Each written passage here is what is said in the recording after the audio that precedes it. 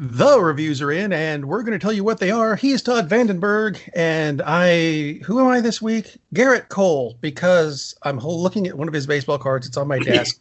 And why the hell not? Because he makes a lot more money than me. That's why. I'm still Rob Steele. Anyway, we do have 2 bits of movie news this week, a whopping 2. He says, holding up 2 fingers, knowing that mine is the only camera that works this week, and you can't see me anyway because this is radio. It's a thing. So there you go. Let's start off with the big news of the week, which I believe comes courtesy of Netflix, where they are making a movie based on groupies of NSYNC. I'm kidding. Actually, they are making that. That's not the news. I don't care about that.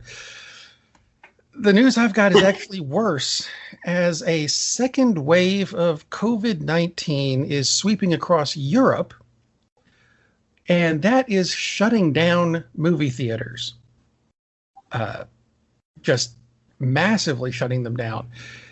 Let's see, was it France? Yep. Spain has introduced a curfew from 11 p.m. to 6 a.m. Thou shalt not be outside regardless, period. So everything has to close before 11 so everybody can get home by then. France is doing one from 9 to 6. So, and it covers, 70% of the population, thou shalt be home and not watching a movie. So guess what? The box office numbers are down in Europe. Go figure. Yeah. It's getting bad. And you know what? Round 2 is starting here, so expect to be closed down here too. I'm just saying. Right. Exactly. I would have comments, but I'll hold them for the other show. It's probably for the best. Yeah. I'm just saying, if you can go to a theater while you can, wear a mask, sit 12 feet away from somebody, and you know what? I'll get to that other part later. Let's get to some good news. Yeah. Because there was a bit of casting this week that has not been confirmed, but it sounds so good and has been reported on by so many people. And it has to do with Moon Knight, who a lot of people don't know yet. Yet. You will know Moon Knight. Moon Knight is basically Marvel's Egypt-powered Batman. That sounds so bizarre to say out loud, but you know what? It works, and that's basically what it is. It's going to be awesome. Supposedly, allegedly, Moon Knight is going to be played by Oscar Isaac.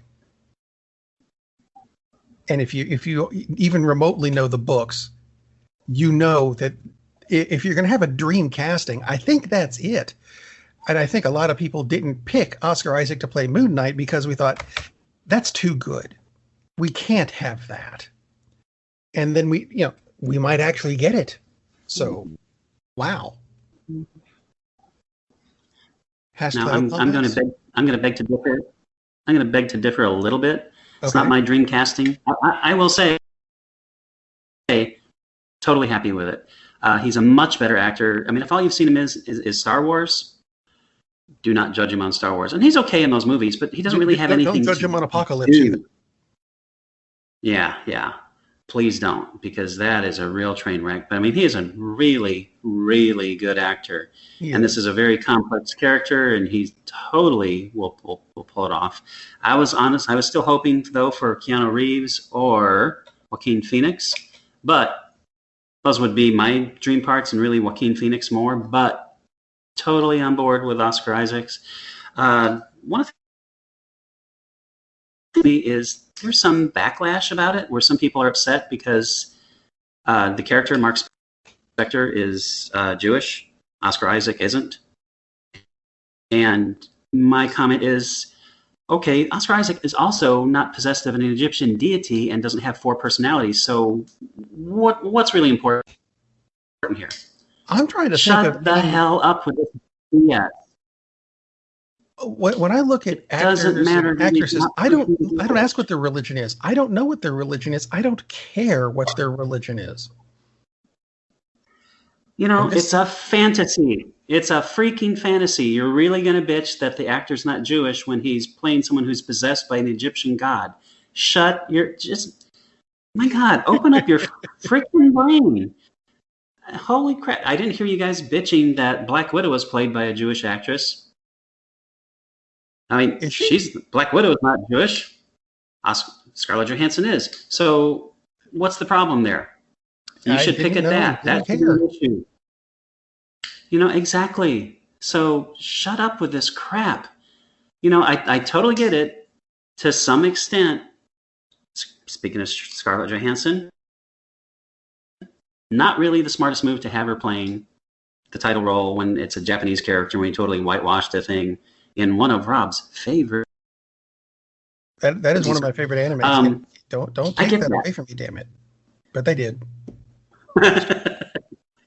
But just shut up with this crap. He's not Jewish. That's terrible. I was like, doesn't really need to be for this kind of role. We're not playing freaking Schindler's List, okay?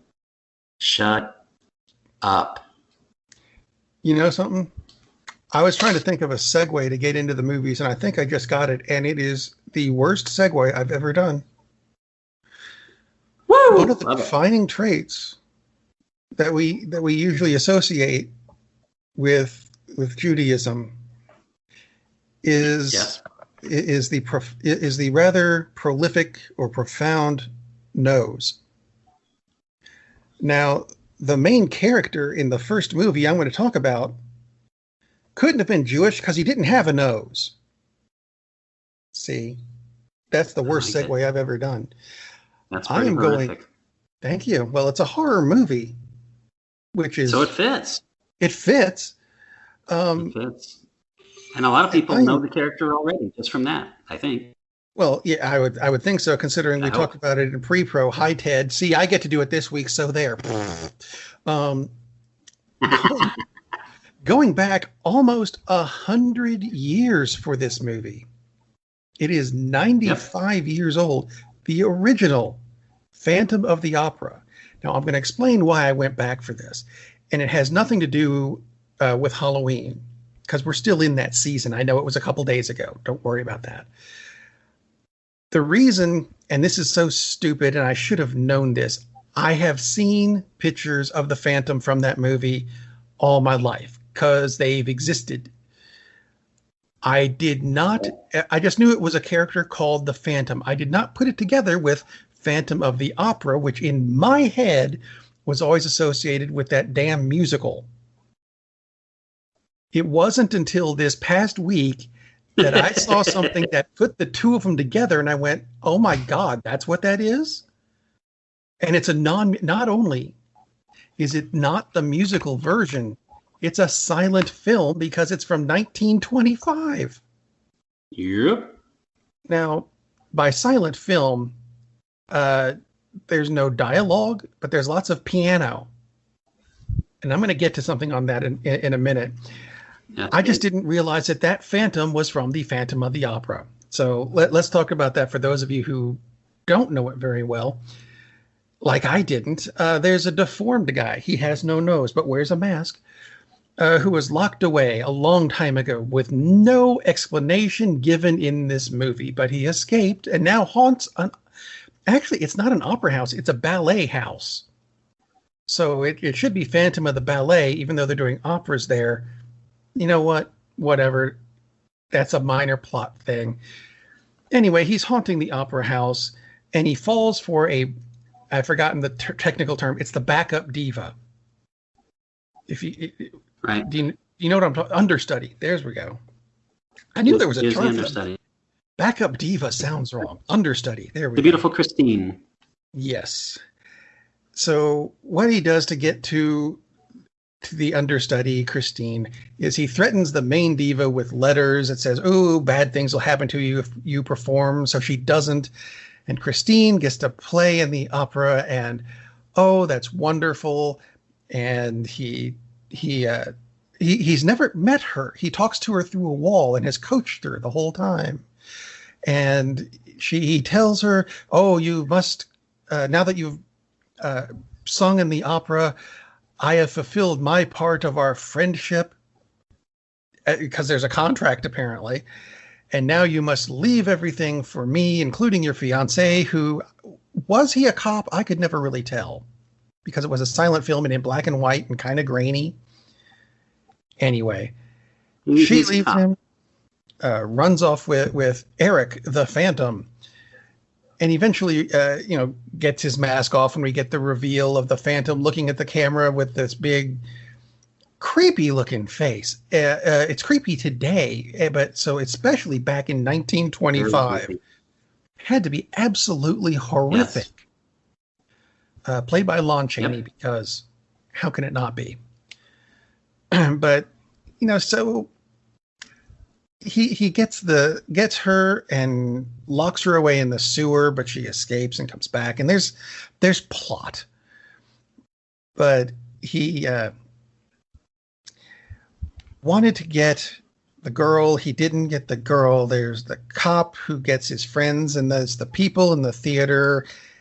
You know what? It's a very complicated movie. I'm not going to go into the whole thing. You should watch it, not necessarily for the plot or the story. Watch it for the special effects on his face, which are not in the movie as long as you'd think.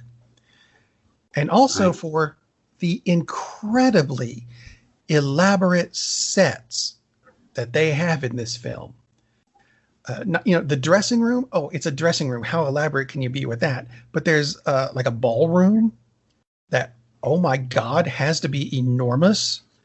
The theater that they used in this was brilliant.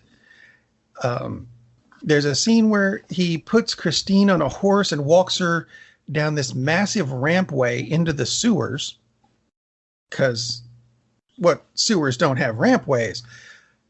This was an incredibly elaborate, almost spiral staircase kind of thing into the sewers, but they had to have built it. And it was beautifully done for today, much less 1925.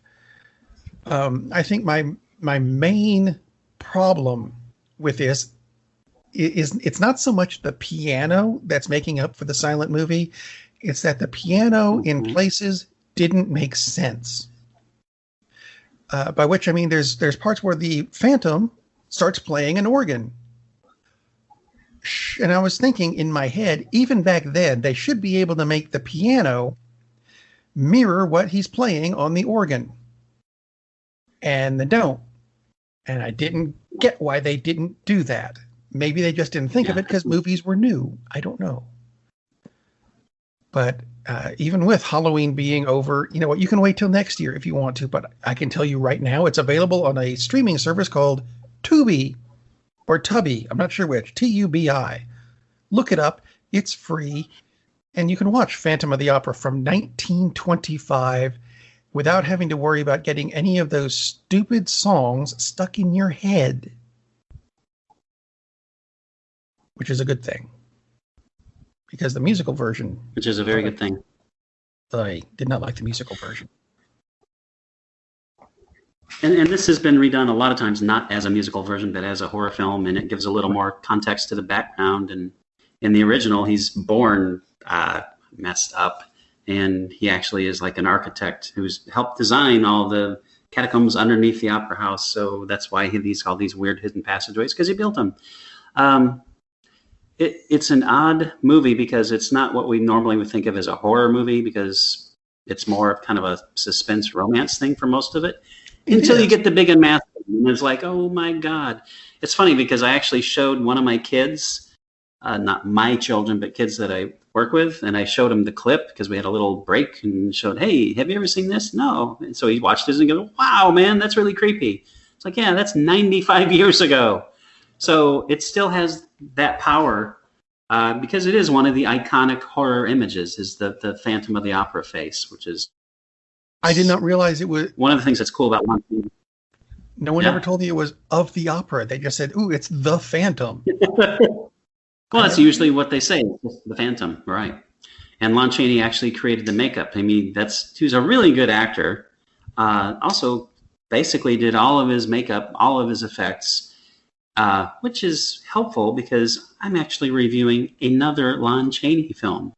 Convenient. So yeah, it's Lon Chaney night at the theaters, which, and oddly enough, I just watched this last night. It's no longer Halloween, and this is not quite a horror film, more of a thriller melodrama, which is really kind of what Phantom of the Opera is. But this is called The Unknown. This is much newer than the movie Rob watched. This is only 93 years old. So yeah, this came out 27, and this is directed by the same guy who directed Dracula with Bela Lugosi and Freaks, which is like one of the all-time great horror films. This one is not as well known, no pun intended. Again, stars Lon Chaney, and he plays a circus performer, an armless marksman. And he's firing a rifle with his feet. You know, where we've got the woman who's up on the board and he's shooting balloons or whatever he's doing. Then he's throwing knives at her, all with his feet because he has no arms. It's like, okay, this is a really weird act. The woman that he's throwing the knives at, he's in love with her. Played by a very, very young Joan Crawford. Some people think she looks like Joan Crawford, and some she's so young you can't even freaking tell it's Joan Crawford. So yeah, pretty wild. She's in a movie in 1927. So when Betty Davis called her an old bag, take that as yeah. Anyway, so Lon Chaney's character, he falls in love with her, and she's got kind of a hang-up about men. She doesn't like to be touched. So, a guy with no arms, perfect. Well, you'd think. Except you find out, and this is not really a spoiler because if you know anything about the movie, you know about it, and you find out fairly that he actually does have arms. He has strapped his arms down, and it seems a little obvious because his body is shaped up kind of a little weird. It's because his arms are crossed in front of him. Kind of think he would have done it behind him, but either way, they're going to kind of show. It's not obvious, but he just looks a little off, you know. But he's got his arms strapped down tightly behind him, and he has one pal at the carnival who knows his secret because that's really hard to strap yourself down into this incredibly tight girdle. So that's what he does, and he flexes his arms and stuff. It turns out he's on the run from the cops because he killed somebody, and he would be very recognizable because the tips of his thumbs, he's got 2 tips of his thumbs. And it looks very realistic, and it's really freaky. It's like, what on earth is going on? This he doesn't have 2 thumbs, like, 6 digits, but at the end of his thumbs, there's 2 of them on each thumb. It's like, that just really kind of a weird thing. It's very, very weird. So it turns out that he's actually not a very nice person. And so he starts scheming on how to win the love of this girl. And there's a circus strongman who is also in love with her. And unlike in a lot of movies, especially back in this time, the circus strongman was usually a jerk or worse. This guy's actually a really nice guy. And he can't quite figure out why she doesn't like to be touched and held. So obviously something horrible happened to her in the past. They don't really delve into that. So it's this romantic triangle and the ways that Lon Chaney tries to win her affection. And he goes to some pretty extreme lengths, and I'll just leave it at that. And then it gets to be not quite a horror film again, but kind of a murdery kind of movie. So you'll just have to watch it, and you can watch this on Amazon Prime. So it is out there. It's available on a few different streaming services, actually. So called The Unknown. Make sure you're looking for the one in 1927. And again, the production values are actually pretty good on this one. And it's also a nice, clean print, which is nice that it's been restored. So that's helpful. Short movie. It is just a little over an hour. So it won't take you too long to go through it. And I really good performance by Lon Chaney. I just looked up the thumb thing, and that is weird. It's well done, but it's weird. Yeah, it looks really bizarre. It is very well done because it does not look fake at all. And one of the odd things about this is that he doesn't really have any odd makeup on his face because a lot of the characters, he did a version of the Hunchback of Notre Dame, the Phantom, like you had talked about, a lot of really horrific characters that he had done. Not in this case, except for the weird thing about the thumbs and spending a lot of the movie with his arms strapped down and you think he doesn't have any arms. So But it is the physical ability of this guy. Absolutely amazing, the stuff that he's done in some of his movies, because like in this case, he is throwing knives with his feet. He lights cigarettes and smokes with his feet. He's flexible enough to put his foot up to his mouth and smoke a cigarette. And it's like, what the heck? But Lon Chaney is not that well remembered these days, because that's a long time ago. Excellent actor, a much better actor than his son, who was the Wolfman in 1943. And he was an okay actor, but Lon Chaney was an excellent actor and did some pretty iconic films. And I don't think The Unknown is quite the set. It's not the status of The Phantom of the Opera, but pretty good movie. Definitely, if you're gonna watch one of them, watch The Phantom. I'm gonna keep up with the iconic thing and go with follow that up with a movie where it doesn't have Lon Chaney in it. Sorry, I'm breaking our streak, but I am going with a movie that's a 4 because it's the 4th one. And I've done 1, 2, and 3 already. I thought I'd go ahead and finish up the series. May as well, right? Because the past couple of weeks I've talked about the Ip Man movies. It's time for the 4th one.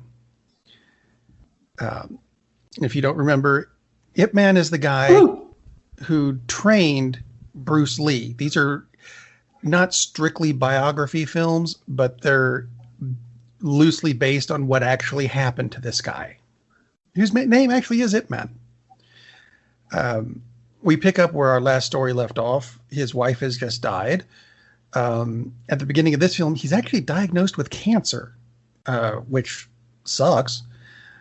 But it starts in the 1960s, and we know that Ip Man dies in 1972. That's one of those biographical facts. So we know that this is probably going to be the last film in the series. Not much of a spoiler. I will, however, spoil a little bit of something that I said I wouldn't in the previous ones, but it's been a couple weeks. You've had time to see it by now. Because in Ip Man 2, Bruce Lee did pop up as an 11-year-old kid who said, "Train me." And he went, "Come back when you're older." In 3, Bruce is one of his students. And now that we're in 4, Bruce Lee is fully trained and he's in San Francisco as a master teaching Americans, which does not sit well with the Chinese in America, nor the Immigration Service, or the Marines. We'll get to the Marines in a minute. Ip Man travels to San Francisco for 2 reasons, really, neither of which have to specifically do with Bruce, even though Bruce is the one who invited him. He's going to find a good school for his son, and he's going to hopefully find a cure for his cancer. So anyway, Ip Man and his student, who's played by Bruce Lee, and actually his student is Bruce Lee, played by, and I apologize for mispronouncing this if I do, Danny Kwok Chan, who does an incredible job, I think. They do meet up, and they have to deal with an incredible amount of prejudice that exists toward the Chinese from pretty much everybody. And there's, in my head, there's a lot of unnecessary hate going on in this film, which made it difficult for me to watch because I cannot fathom prejudices. I don't get it. But I realize that this is a biographical movie, and that's what happened, but that doesn't make it any easier to watch. Anyway, it's not just the martial artists who are getting it. There's a pivotal scene where the head of the Chinese society's daughter gets relentlessly bullied at school, and that is it's uncomfortable to watch. But at the same time, things like that happened, and they're trying to go with realism here. Anyway, this is an Ip Man movie, so of course there are a lot of beautifully choreographed fight scenes. Donnie Yen, I realize he's been in a lot of stuff already, but I want to see him in more stuff. I'm being greedy. I want more Donnie Yen. He is a spectacular actor. I want to see him in more stuff. Anyway, the Ip Man series is great. It really is. I highly recommend it. It has great action, great acting, great message to it of anti-prejudice, which is spectacular. And I apologize for phrasing it like this because I'm turning it into a Pokemon series, but you got to catch all of these movies. Got to catch them all. It's a Pokemon thing, except it's not. It's It Man. Watch all of these. I think they're all on Netflix, actually. So if you've got Netflix, they're free as far as you're concerned. Watch it. They're great. And I think you've got something on Netflix. They are, and I'm glad you mentioned. I do have something on Netflix, but briefly, I'm glad you talked about how good an actor Donnie Yen is, because he really is an excellent. It's not just the fight scenes; he's a really good actor. Period. Yes, really good actor, very underrated, and really like Donnie Yen. But I do have something on Netflix, and it is also. It's not a series of films like yours is, but this is a new anime series on Netflix called Blood of Zeus. So an unusual anime series because a lot of times they're featuring with Chinese characters, Japanese characters, some Asian background. This takes place in ancient Greece. That would be your hint. Blood of Zeus, as in the big guy, the Thunderer. So the premise is Zeus kind of played around a little bit, if you know what I mean. And he had a few kids that weren't Hera's. And this is the story of one of them. So his name is Heron, Heron, like the bird. Maybe Hera isn't thrilled about that either. So it is about him discovering his true identity and finding his way through the world when Hera kind of wants him dead because she's not thrilled with him. He also has to fight some really horrific demon creatures, which are kind of the spawn of the giants, which were killed by the gods when they were first fighting the Titans, and that's all set up in the first episode. This is a really, really good series. They're all about half-hour long. There's 8 episodes. I'm 5 episodes in, and so far it's actually started off really well, stayed the course. Every single episode has been very good. Some of them are a little more a bit standalone. They all move the story forward, but some of them are a little bit off the path of exactly what happens with Heron, although he is in all of it. I don't want to go too much into it other than it's a very interesting, fresh take on Greek mythology, but definitely has all the intrigue of the gods and how they're always fighting and bickering, and that's Greek mythology, and how there's always some random child, half human child of some god because they like to play around, and there's always a big struggle between the factions of the gods, who's going to help them, who's not going to help them. It's all there. Again, it's an anime series, but it's really violent. It is rated TV MA for a reason. Lots of lovely decapitations and disembowelings and things eating people. Yeah, really fun stuff. So not for the little ones, but It's really well done, and it's not just an absolute bloodbath like the latest Mortal Kombat movie was, which I really enjoyed, but it's not as over the top as that was. But it's not shy about showing horrific deaths. Let's put it that way. Voice acting is really well done. It's created by Charlie and Vlas Parlapanidis, I believe is their names. They are responsible for a few other things like the screenplay for Immortals, which I didn't really care for that much, honestly, and Death Note, the live-action version, which I didn't really care for that much, honestly. But this is really, really good. Really well done. Again, 8 episodes. They're on Netflix, half hour each. You can blitz through it in the weekend if you got some time. Absolutely very cool take on the Greek myths. It moves away from it enough to make it entertaining and fresh, but at the same time, Zeus is all of a sudden not like some copywriter for an ad agency or something insane. So, although that might actually be a pretty good show. Wonder where John Hamm is. Anyway, Blood of Zeus, highly recommended. Very, very good stuff. I was thinking, we keep hearing about how Zeus likes to go around and impregnate people. And that's the Greek gods. We never hear about the Trojan gods, do we? I'm just saying. Is that? Must be a reason. I'm just throwing that out there. Maybe that's why they're named that. Could be. And I have one last series to talk about, and I'm shocked, I say, that Rob didn't already have this under his belt. Not yet. So, it's on the list. But unlike Blood of Zeus, which you can watch the entire thing on Netflix, this is on Disney Plus. It's only one episode out so far. Watch it all at once, and that's how Disney Plus runs their stuff. So by now you probably know what I'm talking about. And yes, I'm talking about the return of The Mandalorian.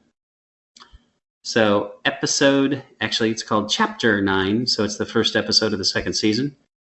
But they're calling it Chapter 9. And it's called The Marshal. As in like an Old West Marshal, that kind of guy. Except he's not an Old West Marshal. But it's a marshal of a small town. It takes place on Tatooine. Yay! Oh, so if it's on Tatooine, guess who's back? The Tusken Raiders are back. Yay! The Marshal is basically the Mandalorian. He's trying to find the home world of the kid, right? So he's trying to take the kid back. He heard that there is a Mandalorian. He's got to go find the Mandalorian. He contacts the Source. The Source double crosses him because they always try to double cross the Mandalorian. Doesn't work out too well for him because it never does. That Source is actually voiced by John Leguizamo. Does a great job because he's John Leguizamo.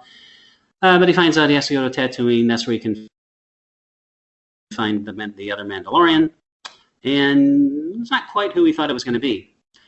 Turns out to be the Marshal of this town. It's Mos, I don't know, Petagogo, whatever the heck it was. But it's not Mos Eisley. So it's another one of these little towns. But it's kind of a ghost mining town. It's not like actual ghosts, but things have kind of not worked out really well there. Yeah. No Force ghosts, thank God. So there's a little problem here. There's a huge monster. So think of like the sandworms. So they kind of ripped off a sandworm, but that's okay. So this gigantic, and they call it a dragon, but it's like a sandworm. Ooh, hang on a minute. Are we talking? Did we get to the Quat dragons? Because that was, if we go back to ye olde original Star Wars, for those of us who read the books and the scripts and stuff, when Ben Kenobi first pops up, he makes this really bizarre sound effect to scare off the Tusken Raiders, and it's supposed to be him impersonating I think it's called a Quat dragon, but we never got to see one. Well, now you get to see one. If that's, I don't remember if that's what he said, but right. So this is the dragon. And the Tusken Raiders aren't really fond of this thing because it likes to eat them. It likes to eat anything it can stick in its enormous mouth. So they have to figure out how to get rid of this dragon. So the Marshal and the Mandalorian, they kind of work together, even though they were going to fight. And then they decide, let's work together. A lot of really good things in this. For one thing, the Marshal is played by Timothy Olyphant. Really good actor, fun actor. Points. Yeah, total bonus points. And he's really good in this, and they totally play to his strengths. Because he has a certain charm to him, and they let him do that. But at the same time, he's kind of a badass, which is good. Because if you're going to try to face off against the Mandalorian, you better be. Yep. This is directed by Jon Favreau. More bonus points. He also was one of the writers. More bonus points. This is one of the best episodes. A lot of the things I've seen is like, there's more Star Wars in The Mandalorian. And that's totally what it feels like. Very much fits in with the entire thing because you got the Tusken Raiders and you got the giant monsters and there are a few other monsters too. And you've got the Old West feel, which is one of the best parts of Star Wars to me because that's basically what it was. And it's just really, really well done. This is an excellent kickoff for the second season of The Mandalorian. Really, really well done. Has a few little surprises to it. Which I ain't going to tell you because that would spoil it for you. But really fun. I mean, I'm really enjoying Blood of Zeus. I really like The Unknown. But this is probably the thing I enjoyed the most was The Mandalorian. Really, really good. And we're both extremely pleased. I know about last season, right? Because absolutely. Far better than the expectations because Star Wars hasn't really been all that good lately. Yeah. They were, and Favreau was doing an awesome job with this. I think The Mandalorian is easily better than anything that's come out of the Star Wars universe for a few decades. So I'll agree. Really good stuff.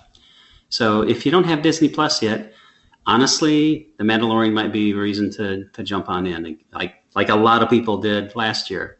Good you stuff. You got The Mandalorian, and you've got WandaVision coming. I think it's later this month, early next month. I want to say it's November. I think it's late. I think it's late next month. I believe so. Yeah. So coming up, good stuff. Good stuff to watch. I think we've given you some ideas for what to do this week. And the good news is all of these can be watched at home because, we're back to that again. Yep. Europe is shutting down. Expect us to shut down again against our will because we didn't want to do it the first time. We don't want to do it now, but it's in our best interests. So you know what? We've given you choices. Stay home and watch a movie. Captain, we're losing power in the warp engines. I think we should be leaving now. I'm going to go home and sleep with my wife. And on that unusually harmonious bombshell, it is time to end. I am very disappointed! Man, we have a weird job. It's shameful, but it's a living. And like that, he's gone. Darn, that's the end.